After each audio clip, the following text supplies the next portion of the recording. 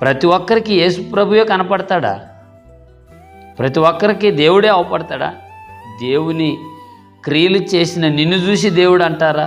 మనం అప్పుడప్పుడు ఇలాంటి పదాలు వాడుతాం.